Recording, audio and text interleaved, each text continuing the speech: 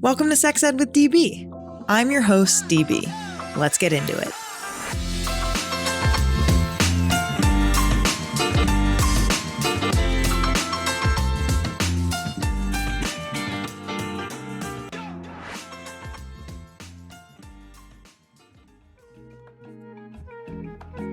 Here are my top 3 favorite things about Uberlube. Number 1, it makes sex feel so much better. Simple as that. Number 2, it's great for sensitive skin and it's doctor recommended. And number 3, it doesn't stain my sheets or my clothes. Just a little soap and water and you're good. If you're ready for smoother, longer lasting pleasure, head to uberlube.com and use code SEXEDWITHDB for 10% off.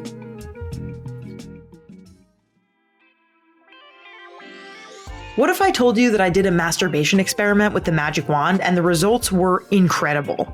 Don't believe me? Let me share a few things with the class. When using the magic wand every day, I experienced less stress, anxiety, and physical tension.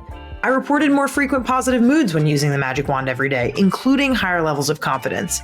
My level of horniness increased over time when using the magic wand every day. And get this, the magic wand team was so excited by my study that now 1,000 people with vulvas have done it too.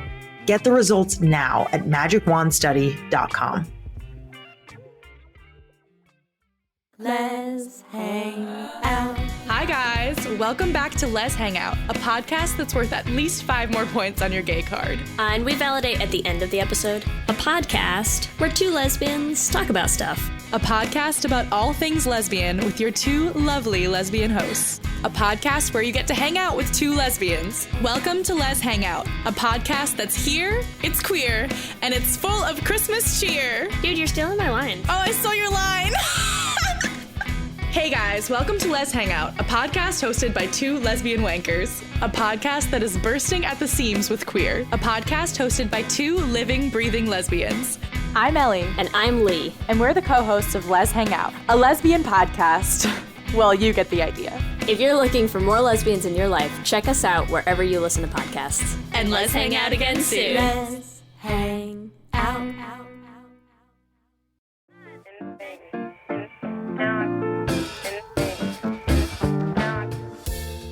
Hey, DB here, your favorite sex educator and pleasure expert. And this is DB's Pleasure Preview, where I give you a little taste of what we're diving into today, why it matters, and how it might just change the way you think about sex. And today, we're talking about feminine domination. Not the fishnets and floggers version, unless that's your thing, totally cool. But we're really talking about the kind of power that feels authentic, the kind where you feel grounded and curious and in charge and sexy and like yourself, but turned way, way up. A lot of people want to explore dominance, but they're just not sure where to start or how to lead in a way that feels really good. That's why we're talking to an expert, Midori. She's a kink educator, artist, and provocateur who's been teaching people how to play with power for over 30 years. Her workshop, Femme Forte, is all about helping people figure out what kind of dom they are and how to own it. We get into what it looks like to take control in a way that's connected and consensual. Whether you're new to kink, a long-time switch, or just curious about power, this one is for you. And here's an important note before we jump in. In this episode, we're focusing specifically on folks practicing power exchange in their personal lives, those in ongoing personal power dynamic relationships, not professional dominance. That's a different world entirely, and we want to make sure we're keeping those boundaries and definitions clear. Without further ado, here I am with Midori.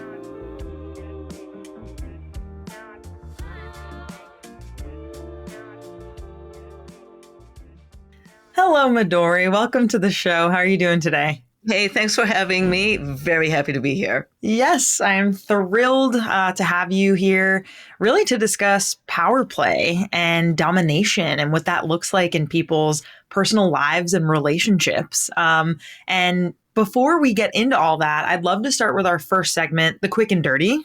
Ooh. It is our rapid fire segment where we get to know our expert with bold questions, honest answers, and just a teeny amount of spice to kind of get us into the zone. And this is Feminine Domination Edition. So I would love for our first question for the quick and dirty for you to name one non-sexual thing that teaches people a lot about power. Empathy. Empathy and willingness to engage in power distribution for the good of all involved. Love it. I can't wait to dig deeper into that. I love the idea of power distribution. You don't really hear it framed in that way. So that I really enjoy that. I like that a lot. What is one stereotype about being dominant that isn't necessarily always true? Oh, God, the bitchy, cold, mean, that's a stereotype, as well as like you got to have the wardrobe. Oh, yeah. Like you have to be all set up and you have to have all the leather and the black and everything. Mm-hmm. Got it. Okay. Which isn't necessarily true. So that's helpful. Helpful to know. What is something that new doms should stop worrying about? Stop worrying about pretending to be more skilled and experienced than they are. Oh, is this a common thing that you see people trying to do? It is common. It is common thinking that to engage in dominance, that they have to be all skilled, all knowing, and that start bitchy and 100% knowing from get-go. I mean, that's like saying, somebody's got to know everything about sex, sexuality, and their body just as they're starting to explore, which is ludicrous. But, porn and fiction does create that pressure. Right. It does. So it's important. It's important to dispel. And especially, like you said, if you're new, even in general to anything, you're not going to be able to know every single term, every single feeling that's going to come up. Like you have to slow into it. Is that kind of how you would describe it? Right. Yeah. And this idea that, and so often people are engaging in playing in dominance because they want to have fun with their partners, right? And that they want to make their partners happy and make themselves happy, and not knowing creates a sense of anxiety and awkwardness, as well as feeling like their partners might judge them. And, you can't pretend to be something you are not. Right. And when the advice that I give is, if you're starting off with kink play and dominance, your partner knows that you don't know anything. Right. Be authentic, stumble along, and likely they don't know much either. So have fun. Right. That can be a part of the silliness and kind of a part, as sex educators, we always teach young ones like, hey, it's okay to laugh. Like sex is weird. It's funny. Like I'm sure the same kinds of things can happen when you're wanting to feel super serious as a dominant and you're just kind of still learning and still kind of stepping into that role. Like it's okay if you don't know everything. Yeah. And the thing is, dominance doesn't even have to be super serious. Right. Exactly. Oh, I want to get into that a little more. But we have our last quick and dirty question, which is, what is one thing that you wish that everyone exploring dominance knew? Ooh, one thing, that the first consent is with herself. What do you mean by that? Say more. So to ask herself around, or themselves around, what would please me now? As opposed to what should please me, or what am I making myself wanting to do? I mean, it's a real deep check-in with oneself. Yeah. To try to figure out if it actually matches up with kind of the expectations or kind of the plan that you have with your partner. Right. Right. I mean, God knows, in our everyday life and work life, we have so many things we have to do when we don't want to do it. And, we push through it and all that. Don't do that in your private play. Right. It becomes another chore. And do we need another chore? No, we don't. Certainly not. That's really helpful. Well, that was great. That was the quick and dirty. So thank you very much for being on the spot there. So we're going to take it all the way back because you do a workshop for women identified people called Forte Femme. And it is all about helping women in particular find what it feels like and looks like to play with domination in their personal lives and in their relationships. And so I'm wondering, how do you define feminine domination? Like what does that look like? What are some of the basics that you cover in this workshop? Oh, now that. Okay, so what feminine domination looks like. I do not have a single line description. That's the workshop is a 3-day intensive with many hours of offline homework and assignment beforehand, right? Mm-hmm. And part of the work is how do each individual attendees identify what domination and kink and authority, power, and dominance means to them to discover their own style, and how does that align and overlap with their identity and their internal desires. So a lot of that part is getting each individuals to shed the stereotypes, examine their prior held biases, and ditch external expectations that they have internalized. It's a deep dive. Yeah. Yeah. And so they do this work and they do this beforehand, and then they come to the intensive. And what do you go through with them in the intensive? What does it look like? Right. So in the intensive, we start with breaking down and deconstructing the language that we use to identify first our own desires. We need words to be able to understand for ourselves what these feelings are inside, our desires, our appetites, our fantasies, without leaning into stereotype, without using just vague language and hope that other people understand. Most of the time, even in kink experienced population, language is used so vaguely as to not actually convey an overlap with the other's interest. So once we figure out how to explain all the ways that the joys and kinky fun that we seek, right, then we can help our partners to better explain. So for example, what exactly do you look like and sound like when an experience is good for you? Mm-hmm. And when a partner says, oh, you'll know it when you see it, is not a helpful answer. Right. It's not quite enough. Yeah. And we end up unconsciously performing socially acceptable facial and bodily expression. So how do we distinguish that from actual reflexive response to joy? Yeah. Wow. Okay. So this is even taking a step back from kink and talking about communication and pleasure and just what it looks like to authentically enjoy sex and sexual acts and sexual experiences with your partner. Yes. And approaching this from, okay, so I don't know if you've heard my definition of BDSM. Please tell me. My definition of BDSM is childhood joyous play with adult privilege and cool toys. I love that. When did you make that up? That's great. Oh, it's quite a while ago. I've even been passing out stickers to therapists on this. And when I say childhood joyous play, some people are like, ew, don't sexualize our childhood. No, I am childing our boring ass adulthood. Right. Making it a little bit more fun.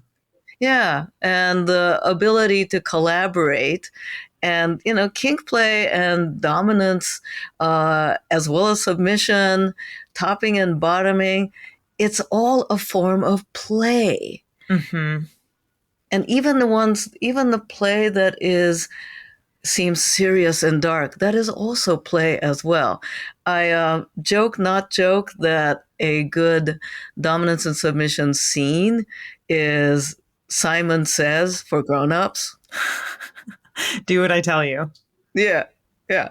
I love that. Could you give us I'm sure our minds are racing here as to what kinds of scenes, what they look like. You've been doing this work for decades. Mm-hmm. And I'm curious, what are some common and uncommon scenes and kinds of, feminine domination that you have seen? Oh my goodness, it's all over the place, right? Are you focused on sensations? Are you focused on control? Are you exploring dominance to spice up your regular hot sex life. So it can be all over the place. It can be shifting a egalitarian, or what people would call hot vanilla sex, into something that's a bit more command centered. So it can be as sweet as, instead of saying, "Will you go down on me?"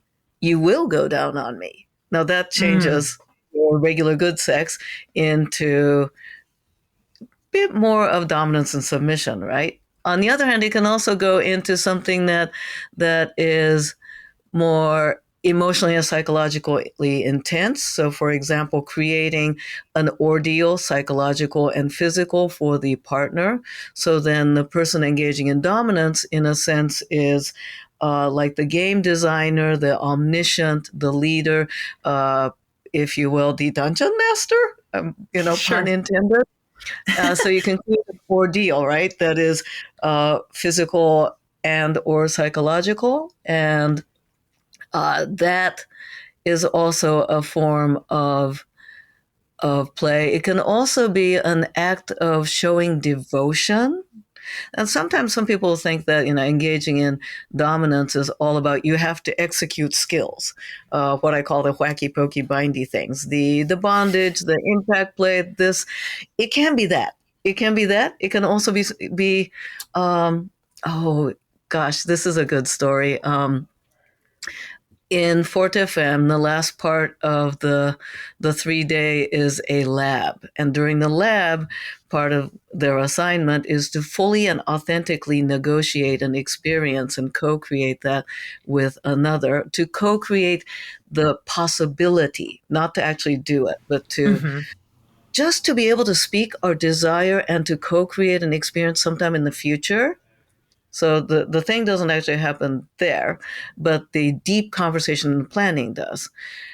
And it's so easy to internalize an expectation. So I had this one student who, after 3 days and many hours before of hard work, and by the time lab comes around, it's designed to be exhausting, and it makes it more possible for people to be there authentically, right? And she came back to me saying, "Okay, I've gone through all the conversation, and I'm having a hard time figuring out what I'm supposed to do next." And I said, "Well, what would please you?" She said, "I don't know. I don't want to do the bondage things or this and that, the things I usually like to do. I don't know." I'm like, "Okay, what would please you now?"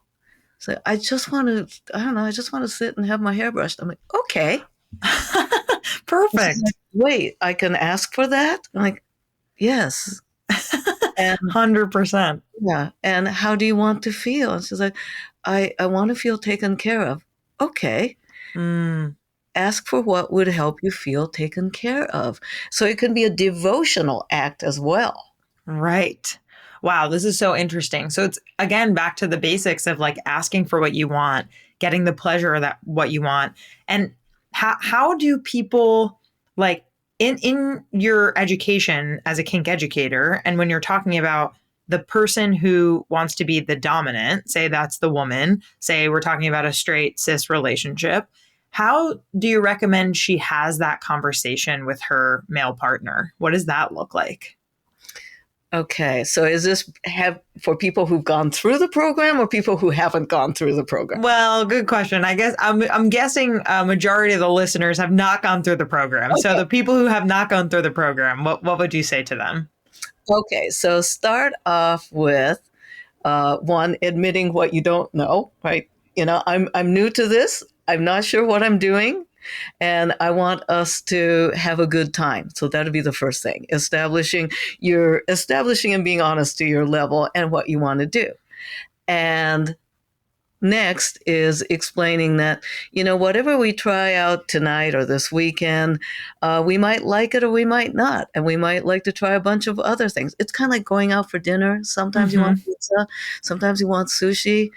Sometimes you want a 7-course meal. And sometimes you just want a grilled cheese sandwich. Right. So that whatever we do tonight is not our forever future.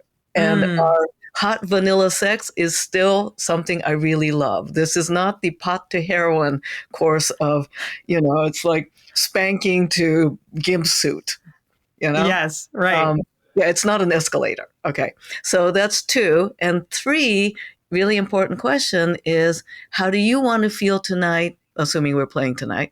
How do I want to feel tonight? And how do we want to feel together? Mm. Right. And don't worry about the tools, the techniques, the red room of pain, which is bullshit, by the way. Oh, I'm going to ask more about that in a second. Yeah, okay, yeah. So how do we want to feel? Earlier, I mentioned about the woman who wanted to feel cherished. Well, if I want to feel cherished tonight, next week I might want to feel like a pushy, selfish, witchy person. Right?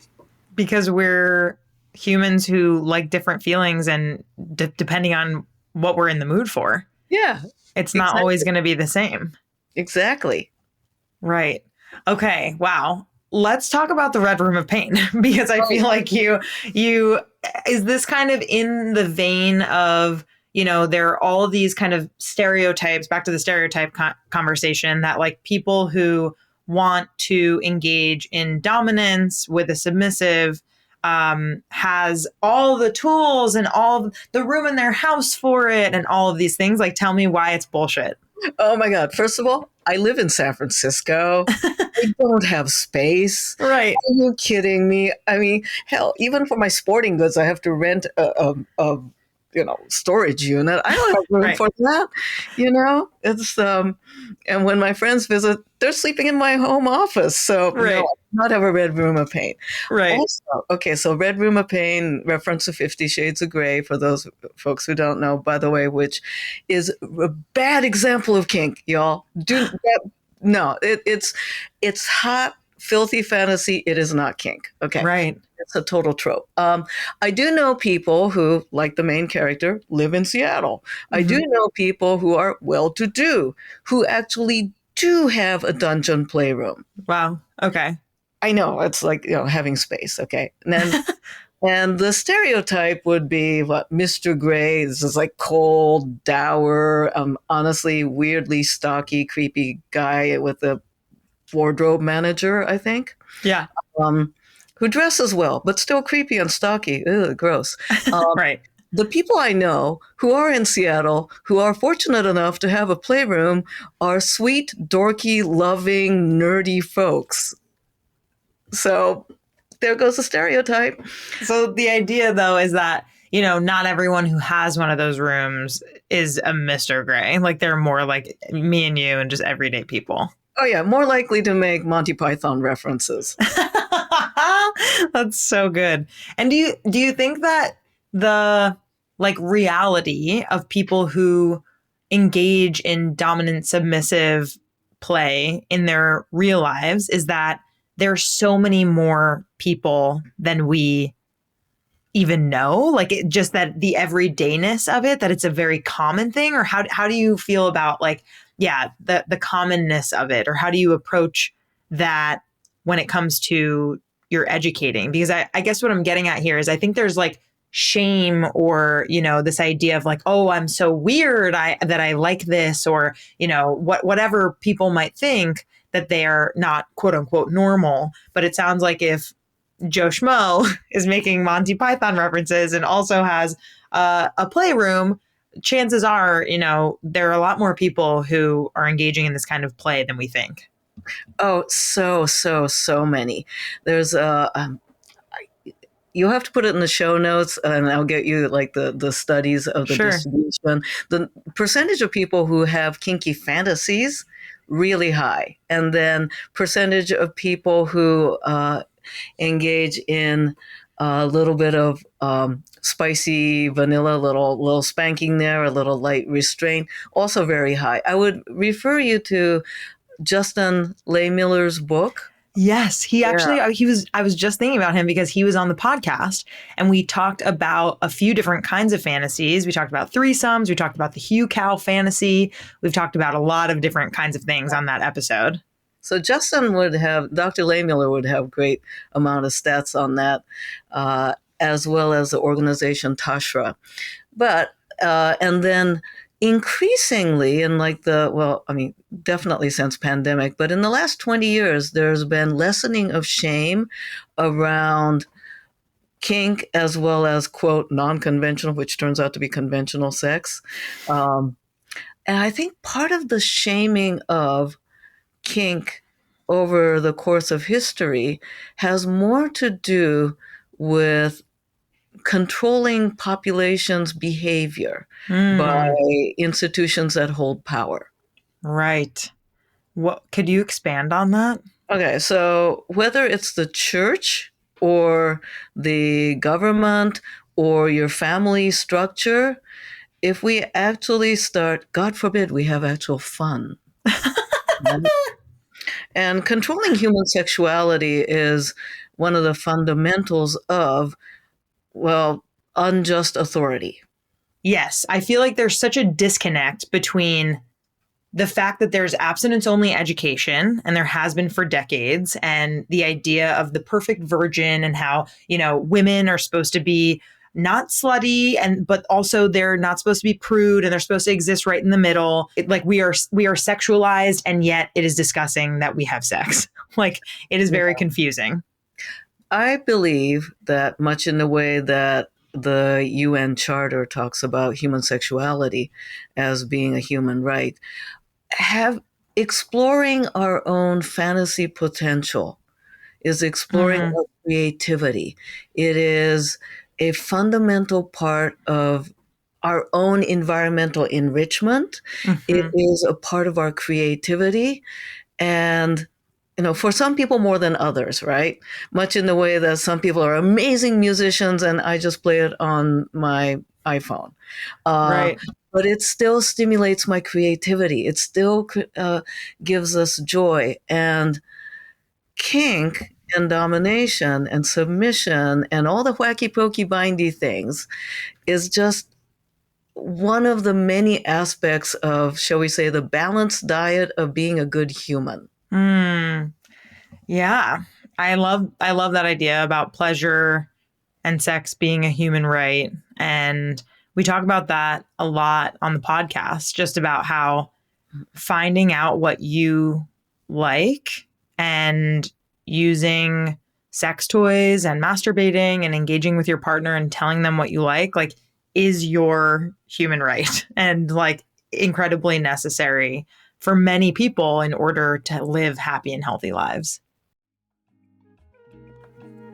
Excitement, intimacy, confidence. Uberlube helps you feel all the things you want to feel by reducing friction and boosting pleasure. It's clean, body safe, latex compatible, and free of parabens or preservatives. Basically, it's sex lube done right. Want to try it out for yourself?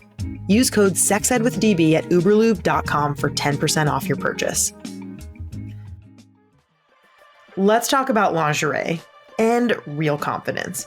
I used to think lingerie was not for me.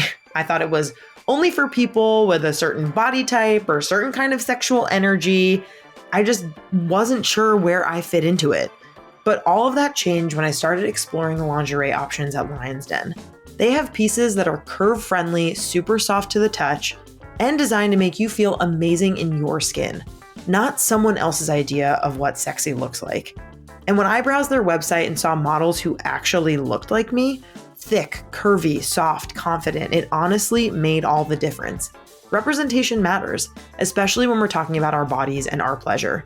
If you're curious to start your own lingerie era, or you just want to feel damn good in the next time you look in the mirror, check out Lion's Den. Use code SEXEDWITHDB at lionsden.com for 15% off in-store and online. Your confidence deserves something silky.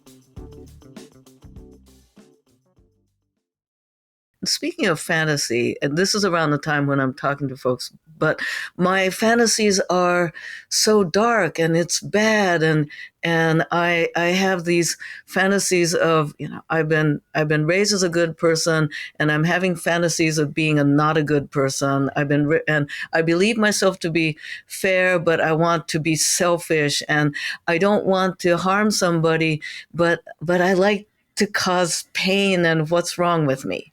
Right. this certainly couldn't be part of me being a good human. And I'm like, okay, well, let's break this down.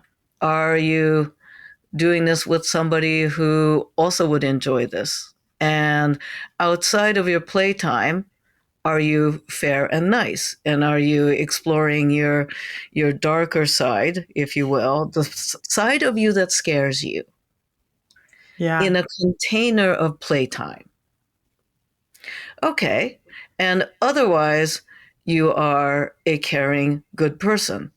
And if you're concerned with meeting your shadow, that's also another sign that you're probably not a bad person.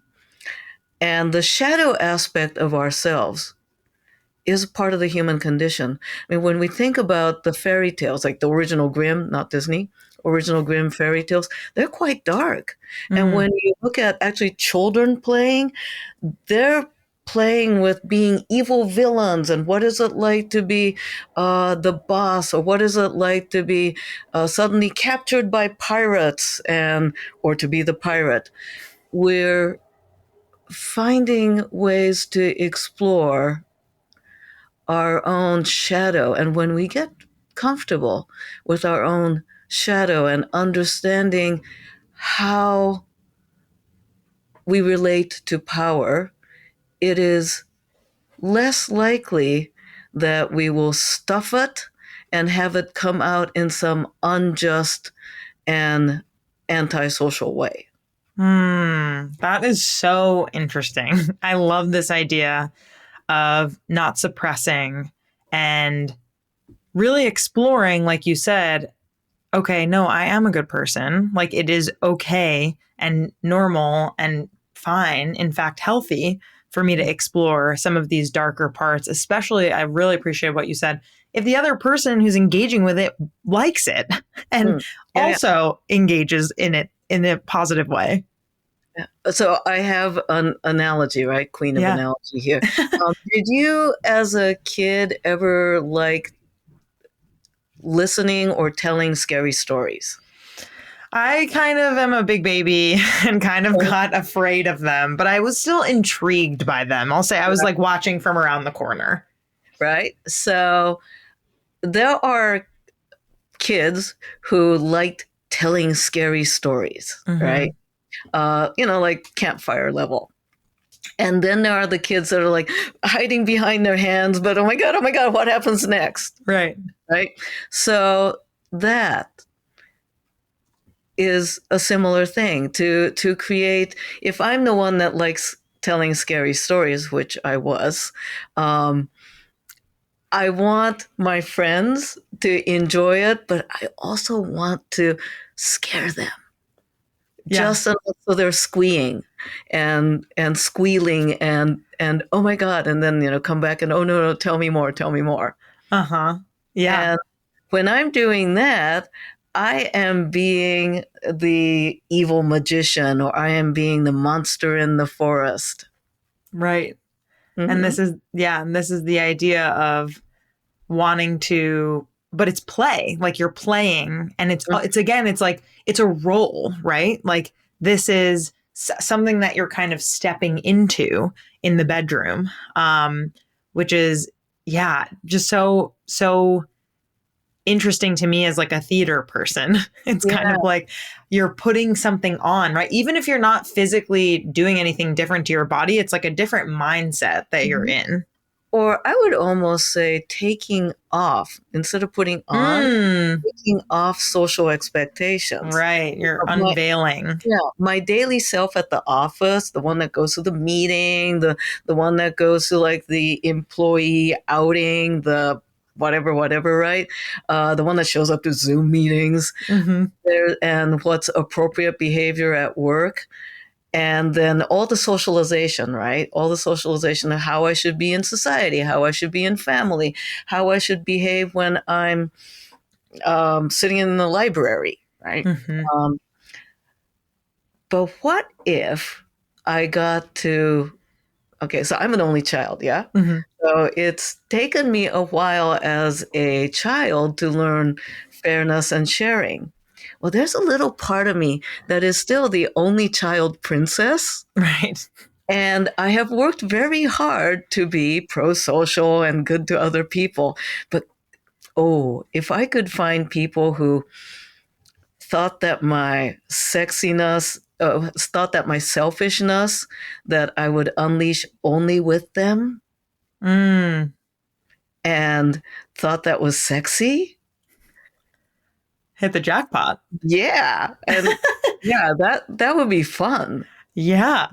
Okay, we only have a couple more questions here, and then we're gonna move on to another segment. But I'm wondering, like, what does feminine dominance feel like when it's embodied well? Like, are there practices or tools that you recommend to really help people have like lasting confidence and real world dominance skills? It comes down to a basic thing. Are you aware of how you're holding space? It actually starts, and this sounds kind of dumb, but it actually works. What's your posture like? If what I call schlumpy, if your spine's like a collapsed slinky and you're bent forward and your head sliding off your spine and you just feel saggy, that is not a place where you're going to be able to tap into what would please you and your actual desire, much less engage in mutually agreed upon authority and control. So check your posture. Pull your shoulders back, put your head up, notice the world around you. Notice the impact that you have on other people's emotional states. That can also make a difference as you're just walking down the street. Right. Yeah. No, that as you were saying that, I was also like lifting my shoulders and listening to you. That's really helpful. And what about for someone who basically like wants to find her power in BDSM with her partner and learn to kind of carry that same confidence into like everyday life? What does that look like? Oh, it totally translates. Yeah. So think of BDSM play, dominance and playing, as a microcosm, a sandbox of experimentation with your own powers and vulnerability. To engage in excellent dominance also means being familiar with your own vulnerability, engaging in pulling power up and redistributing authority to yourself requires a vulnerability. I could be wrong at whatever it is that I am seeking and asking. I could suck at something, and that's a vulnerable place that my decision may turn out to be not the right path. And in kink, I can play with that. I can play with learning what it's like when something doesn't work and to be compassionate to myself and also to build a team with my partner. Well, all of that translates to, well, ethical good corporate leadership. And not surprisingly, many of my attendees are authority figures within their corporation. And navigating a patriarchal and oftentimes cannibalistically competitive in terms of power grabbing as opposed to power sharing. And how to shift that and how to hold your own ground and not compromise your ethics, and also to be able to deal with the vulnerabilities and that you might be wrong. Yeah. What do you mean by that? I feel like there's an ellipses there. Sure. Yeah. That let's say that my partner and I negotiate and plan a scene. Well, at the end of it, it might turn out that that wasn't the fun we thought it would be. Is it all my fault? Is it all my partner's fault? Or did we not design this well, and did we not ask the right questions? In the beginning of what we were talking about. In the beginning, and what is it that I need to learn more of? And if I were to fall into I'm terrible, it's bad, it's all my fault, well, that's not healthy in a relationship. And it also doesn't work well in a corporate environment. Mm-hmm. And likewise, if I were to blame my partner, well, this scene didn't work out because it was all your fault. Well, that's shitty leadership. Right. And it's also what you're talking about kind of points to resilience, right? Like the idea of like, oof, this didn't really go as planned. This is like, maybe there's feelings of rejection, but like, how do we take this with a grain of salt and like learn from it and move on? Because I feel like it's tough. It can be really tough when you're so vulnerable and you're, I can imagine as the dominant in a scene that you plan and think about, and then you're not feeling pleasure, or it's feeling weird, or it's feeling funny, or whatever the feelings that you want to feel are not, you're not feeling them. Resilience, great word. In kink, particularly with a emotionally significant partner, if I didn't create a scene that they were happy with, it would hurt my feelings, right? Mm-hmm. I would be self-judging. I might want to back away from this experience. I might be self-punishing, and none of which is really helpful. And within that context of a kink scene, one can learn a lot. I've certainly learned a lot around being self-compassionate. Yeah. Yeah. I'm sure it takes a lot of checking in and taking note of when things do go right and what went right about it and how you can continue. Because especially if you are doing the same scene over and over again, there's a comfort, there's a desire to feel like we know what we're doing, but when you're doing something new, there's a lot of vulnerability and a lot of risk potentially emotionally. Even if, and there's nothing, for those of you who are listening, there is nothing wrong with doing the same or similar scene over and over. I often get... I'm sure a lot of people do. Yeah, a lot of people do, and a lot of people end up feeling like I should come up with a new thing every time.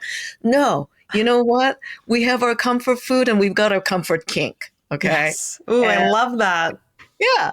And comfort kink, great. But the same or similar scene may not work out likewise. Like maybe I'm feeling tired and maybe I'm just not fully there. Or maybe I wanted something a little bit different, or there's some variable, right? It didn't work out.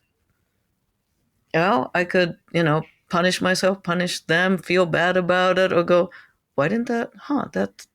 Okay, it didn't work this time. I still love you. Do you still love me? Okay, right. Great.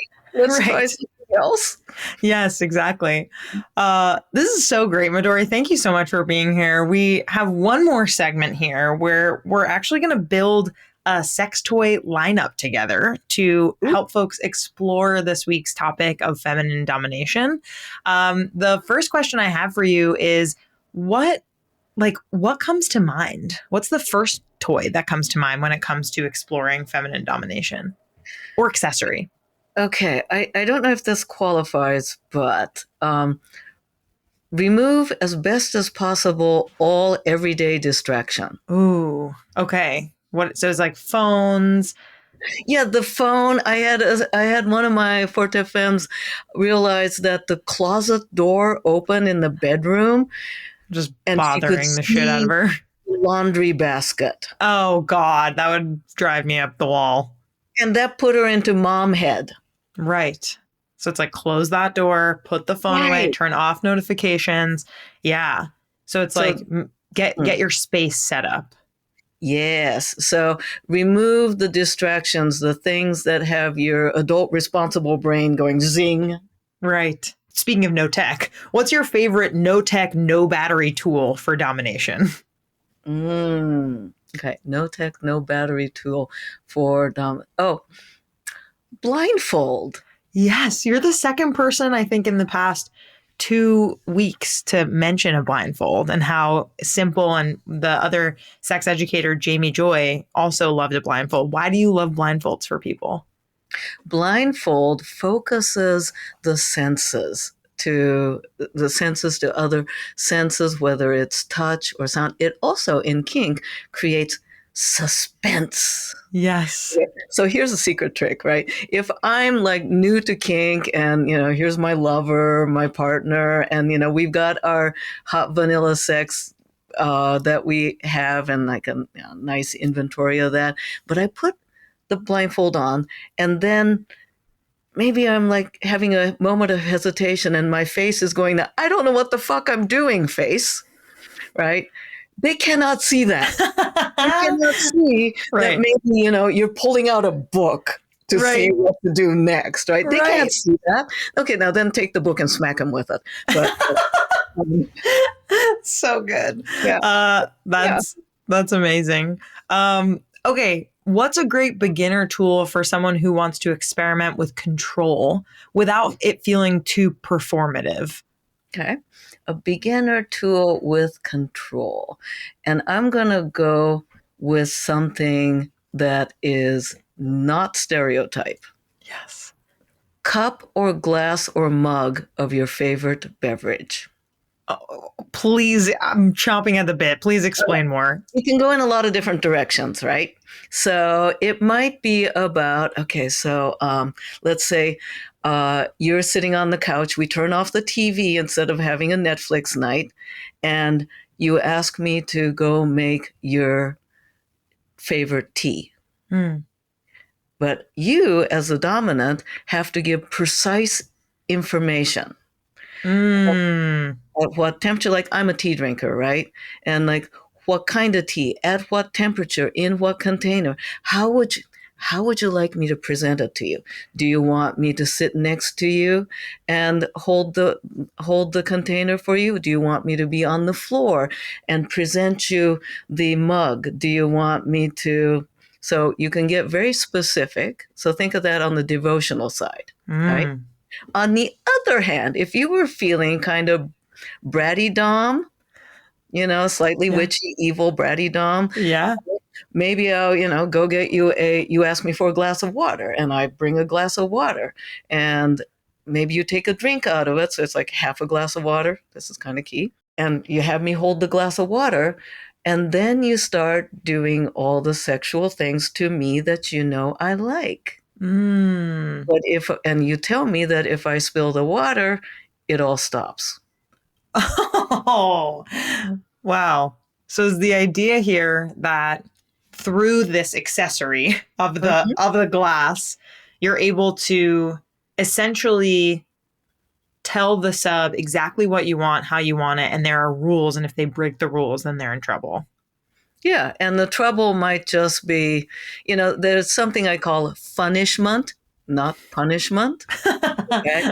So punishment is like, oh no, you spilled the water. And so I'm now going to stop the thing that I know you like, okay, so going down on you. Oftentimes people think like oral sex as a submissive act. Oh no.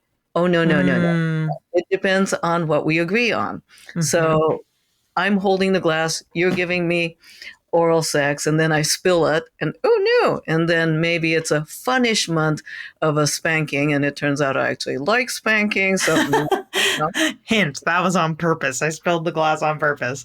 I love that. Midori, this has been something that doesn't stain the sofa, the bed, or the carpet. Yeah, that key on the water or the tea there. Okay, one more question here. I really appreciate you being here. This has been so much fun.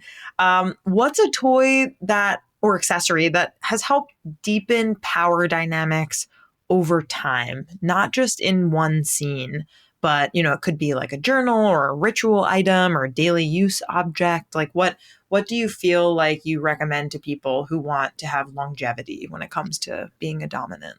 Oh, okay. That's going to depend on each individual and each relationship unit. Mm-hmm. Because if somebody is not comfortable with writing, then journaling becomes a chore and a resentment, right? So what is their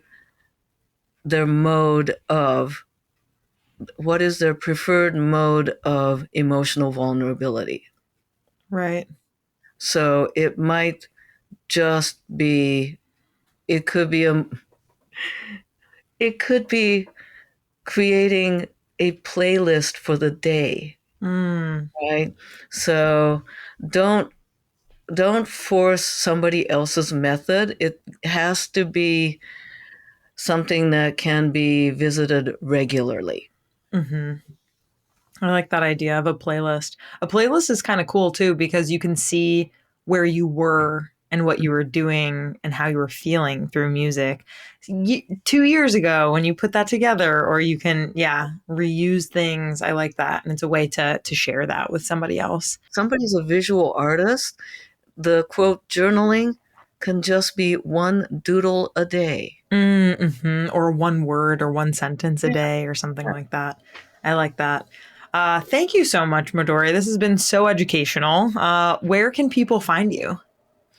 Easiest way to find me is planetmidori.com. I'm also on Blue Sky and Instagram as Planet Midori. I'm over in FetLife just under Midori. And also look for my books, because I've got some books out, like Seductive Art of Japanese Bondage. And this is exciting. I've been contributing and training therapists, which I've been really enjoying. And I contributed a chapter to this book, Fundamental Concepts and Critical Development in Sex Education, Intersectional and Trauma-Informed Approaches. I know, long name, right? That's great. And we can put that in the show notes also. Congratulations. That's awesome. Again, Midori, thank you so much for being here. And folks, beautiful listeners, stick around for the Afterglow, where we will wind things down, reflect on big takeaways, and leave you with one juicy thing to try, think about, and explore before next week. And welcome to the Afterglow.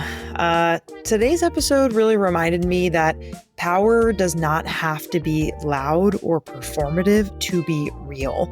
Midori showed us that feminine domination can be whatever makes you feel in charge, whether that's with toys or language or energy or just knowing what you want. Domination doesn't have to be the 101 red and black leather and latex and whips and chains that we know from things like 50 Shades, Big Yikes, or Rihanna, major icon. Really is depending on the person. Domination can be about finding your joy and sharing it without fear. And of course, with trust in yourself, right? Like we talk about this in the episode with Whitney Miller, like initiating sex with confidence, right? Like trusting in yourself. And of course, trusting your partner or partners is so critical to being able to engage in domination. So here is your pleasure practice of the week. Right now, close your eyes and feel your posture. Are your shoulders slumped? Is your head held high? Ask yourself, what would please me, regardless of what I think should please me? As you move your body into a more powerful, confident position, think about what that feels like for you and take a few deep breaths in it. If you're feeling curious, go ahead and start small. No need to dive right into a chain right away. But remember that your partner knows that you are new to this and they might be new to it too. Notice where your power lives. And if you want more from Midori, follow her at Planet Midori and check out her classes and her books. They are all linked in the show notes for you. Thank you so much for listening. Love y'all. Talk to you next week.